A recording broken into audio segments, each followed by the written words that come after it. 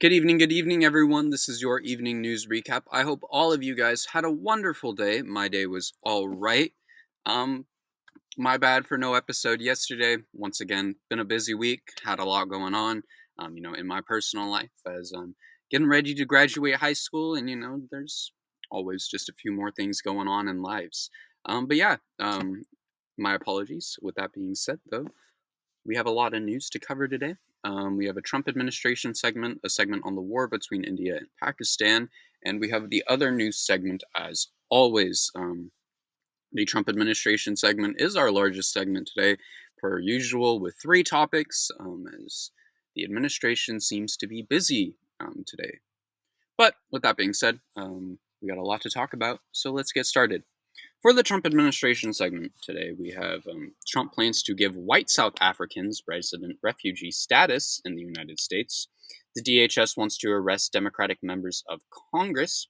USDA and DOJ try to get SNAP and food assistance in program information.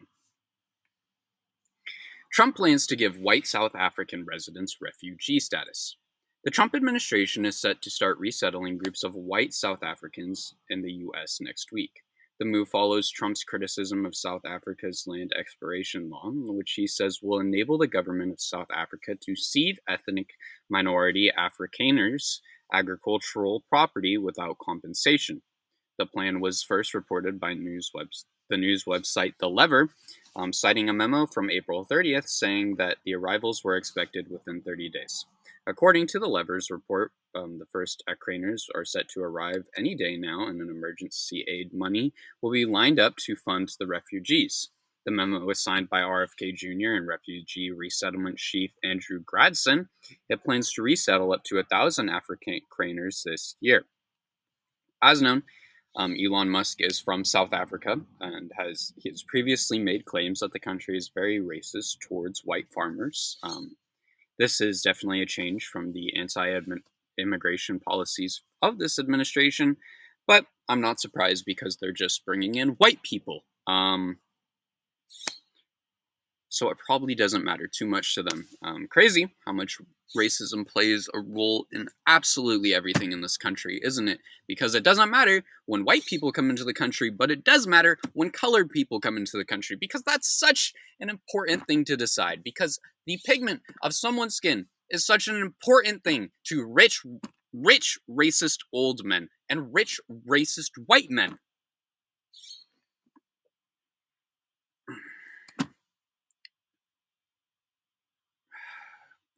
God, I hate this country. Not really, but also I do. Dude, like everything in this history is just based on racism. The reason I have to pay so much for college, racism. The reason people have to pay for school in general, racism. The reason police brutality exists, racism. Oh my god. This is because we install the same beliefs. It's because of conservatism. But I'm not going to go down that rabbit hole. I'm not going to. It's been a rough day. My bad. We're gonna move on. The DHS wants to arrest Democratic members of Congress. The Department of Homeland Security spokesperson said arresting Democratic members of Congress is on the table following incidents at Delaney Hall yesterday. Three New Jersey Democrats, Representatives Bonnie Watson Coleman, Representative Ra Mendez, and Representative LaMonica Melver, were there for a tour of Trump's new ICE detention facility, Delaney Hall, which is expected to play a huge role in northeastern immigration operations. Yesterday, chaos broke out when the mayor of Newark, Ross Baraka, was arrested by federal agents at the facility. Tracy McLaughlin, a spokesperson for the DHS, told CNN on Saturday morning there will be more arrests coming. She claimed that a member of Congress had body slammed an ICE officer and told CNN that there was a video that will be released very shortly. There's not been a video released yet, by the way. The members of Congress disagreed, saying that they had been variously manhandled, roughed up, and assaulted. Baraka told reporters he had heard officials being told to take him to the ground. During an issue at the facility, Watson, Coleman, and McLeaver tried to surround Baraka while agents tried to arrest him and the video of the incident shows that an agent tried to pry a member of Congress away from the mayor while Watson Coleman, the um, congresswoman who is being pried away, who is 80 years old, by the way, her aide shouted, "Get off of her." This is a problem that should be fixed now. There have been videos surfacing on my For You page all day, of ICE agents being unnecessarily rough and even putting their hands on citizens. I have another example of this later. Something needs to be done about it. If we allow members of Congress to be arrested by the Trump administration and ICE, we allow them to become a dictatorship.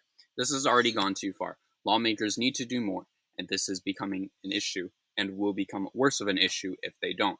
I know they're already doing some, but we got to do more at this point, because if the lawmakers who are currently working to protect us are getting arrested, we have a problem. Trump needs to be stopped, and ICE as a program needs to be ended. The USDA and DOGE is trying to get SNAP and food assistance program information. The Department of Agriculture is demanding states hand over personal data on food assistance recipients, including social security numbers, addresses, and citizenship status, according to officials who spoke with NPR. This request comes as the Trump administration is trying to ramp up collection and consolidation of Americans' sensitive data. Emails obtained by NPR show nationwide directive regarding supplemental nutrition assistance, or SNAP, following a request by auditors information on data used to verify financial eligibility for the program. In 2024, SNAP served 42 million people each month, according to the USDA, and now costed $100 billion to feed those people. These programs are essential to low-income communities, which unfortunately relates to many illegal immigrants in the United States. Many are able to get onto these programs if they have children who are citizens, so this probably would make it very easy for Trump to conduct deportations, but as we know, it only works out if states comply, and hopefully they won't, because nothing forces them to do so. Moving on, we have a topic on the war between India and Pakistan. A ceasefire was made earlier this morning, just for that ceasefire to be violated later in the day. So we're going to open up with the information on the ceasefire. India and Pakistan had agreed to a ceasefire following the hostilities over the past week. Trump announced on his Truth Social, saying, "After a long night of talks mediated by the United States, I am pleased to announce that India and Pakistan have both agreed to a full and immediate ceasefire." Both India and Pakistan shortly after confirmed the ceasefire. According to Marco Rubio, the two countries have agreed to start talks on a broad set of issues at a neutral site. However, India's Ministry of Information and Broadcasting denied this claim, saying there was no decision to hold talks on any other issues at any other place. Even if there won't be full talks at this point, especially after the ceasefire has been violated, this is still kind of something, because they were kind of able to make a deal. Both countries are nuclear power, and a war between the two is very dangerous and likely will kill a lot of people. So hopefully a peace can be agreed to. But moving on, because that ceasefire has now been violated.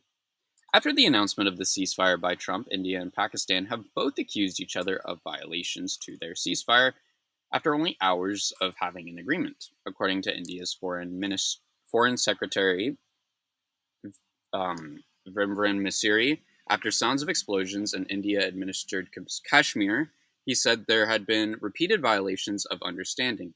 India arrived with Pakistan. A short while later, Pakistan's foreign ministry said it remained committed to faithful implementation of a ceasefire, notwithstanding the violations being committed by India in some areas. According to the BBC, Indian cities of Srinagar and Jammu reported sounds of explosions and flashes in the sky. Well, this is a turn of events, and I'm not too surprised about it. Both countries hate each other, arguably, more than anything else in the world, and it will likely be close to impossible to stop this war without a winner. But unfortunately, I highly doubt that. Moving on, we have one last thing to talk about in the other news segment today. Police were called after a crowd tried to stop an ICE arrest. A crowd in Worcester, Massachusetts, gathered trying to intervene with ICE detainment as officers held a young girl's face to the ground as they detained her immigrant mother. The footage captured by bystanders shows an ICE agent and police officer chasing after the girl before three more officers surrounded her and ICE backed away. The four officers brought the girl to the ground, with at least one grabbing her legs and forcing her to lose balance. The girl was screaming bloody murder throughout the entirety of the incident. The mother of the daughter, a newborn, and another relative were about to get into the vehicle when they were intercepted by ICE agents. According to the neighbors, the girl on the ground was 16. Massachusetts state law prevents police from assisting ICE, but the Worcester Police Department defended their actions in a lengthy statement, saying officers were dispatched for a report of federal agents who was surrounded by a large group. It added officers also received a call from an individual saying agents refused to show a warrant to the crowd.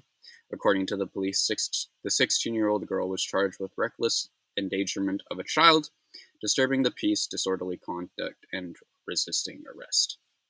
This is the problem with ICE. It allows police brutality. As we saw with the Congress members and the mayor of Newark yesterday, these agents are free to do as they wish as long as they capture the target, and that is a problem. ICE must be stopped, and the program must be ended. Trump must be stopped, and his administration must be removed from office, because not only are they continuing to damage people's lives, but they are continuing to harm people's lives and put them at risk. With that being said, thank you everyone for watching this video. Like and repost it to get the information out, and drop a follow for more news content. That is my TikTok outro, and not the outro to this. Whew, it's been a long day. Thank you everyone for watching this video. I hope you all enjoyed. If you're on YouTube, please consider dropping a subscribe. We are on our way to 500 subscribers. We'll get there eventually, but we're not there yet, and we'll get there soon. If you're on Substack, please consider pledging your support. All the funds go to me. They help me pay for the things that I need to pay for in college, along with so many other things, just to help me, get through my day-to-day. But other than that, thank you everyone for watching. I will see you all in tomorrow's episode. Later.